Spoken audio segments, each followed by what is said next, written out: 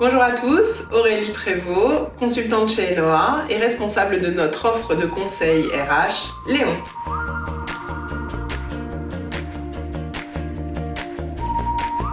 Le pré-boarding permet deux choses selon moi. Le premier, c'est consolider le lien qui s'est amorcé durant le processus de recrutement. Et la deuxième chose, c'est bien sûr préparer l'arrivée du nouveau collaborateur. C'est une période très importante parce que souvent ce nouveau collaborateur a une période de préavis et ça peut être une période un peu de doute. Est-ce que j'ai bien fait d'accepter cette offre? Est-ce que en fait j'étais pas si mal dans ma précédente entreprise? C'est à vous, futur RH, futur team, futur manager, de le rassurer et de lui envoyer plein de signaux positifs.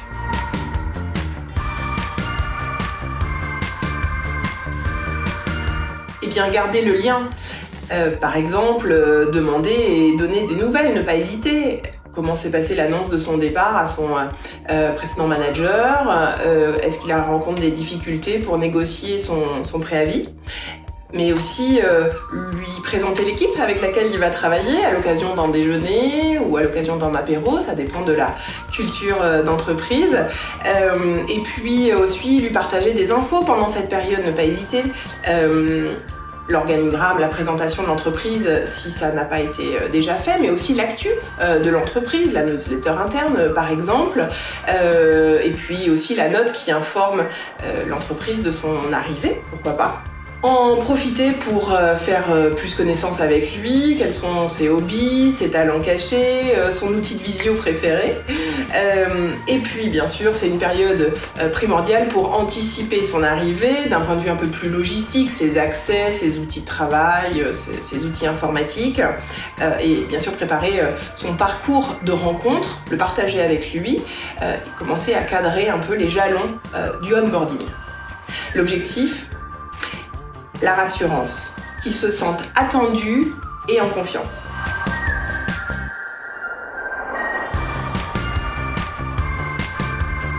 Je crois qu'il faut se faire confiance aussi à son bon sens. Comment on aimerait, nous, qu'on nous accueille, tout simplement. Bon, la première chose, c'est d'être présent, d'être physiquement présent pour vraiment accueillir. Des fois, il vaut mieux décaler une arrivée d'un jour ou deux, voire même d'une semaine, mais être là, tous réunis pour pouvoir accueillir ce nouveau collaborateur. Alors tous réunis, c'est aussi parce que c'est un moment important pour l'équipe. Donc idéalement, il faut fêter cet accueil tous ensemble. Alors petit déjeuner, message de bienvenue, petit cadeau, pourquoi pas. Mais en tout cas, encore une fois, envoyer de la reconnaissance à ce nouveau membre de l'équipe. Pensez aussi à la pause déjeuner, c'est un moment important, marquant, donc à l'organiser avec des membres de l'équipe, avec juste le manager, à vous de voir, mais ne laissez pas la place à l'improvisation sur ces moments forts et marquants.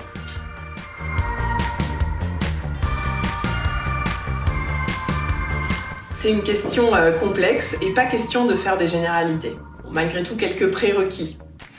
Définir les objectifs avec ce nouveau collaborateur, les expliquer, les associer à la vision de l'entreprise pour pouvoir lui donner ce cadre et comprendre son rôle, ses responsabilités et vos attendus. Au sujet des objectifs, on n'est pas obligé de donner des objectifs annuels tout de suite qui pourraient paraître un peu irréalistes. N'hésitez pas à les segmenter à 1 mois, à 3 mois, à 6 mois, selon son rôle, selon ses responsabilités. Ça permet d'ailleurs d'avoir un peu plus de marge de manœuvre pour réajuster en fonction de son intégration. Je pense que le deuxième prérequis, c'est les temps forts que vous allez instituer, vous, manager, avec votre nouveau collaborateur. Alors les temps forts, souvent, ils sont hebdomadaires et vraiment, on les cadre, on les planifie. Ils vont permettre à vous, manager, de lui donner du feedback, où il en est dans ses savoir-faire métiers, vos attendus, mais aussi ses formations, ses rencontres, son parcours. Ça, c'est un point important sur ce qui reste aussi à acquérir. Et puis, n'oubliez pas le feedback que lui va vous faire.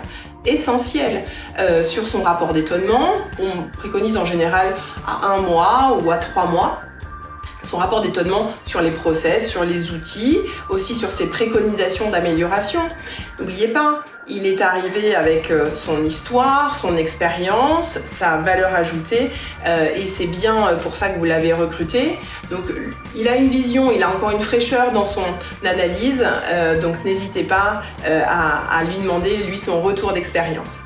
En synthèse, cette période d'intégration permet de tout mettre en œuvre pour favoriser la motivation et par conséquent la performance rapide du nouveau collaborateur.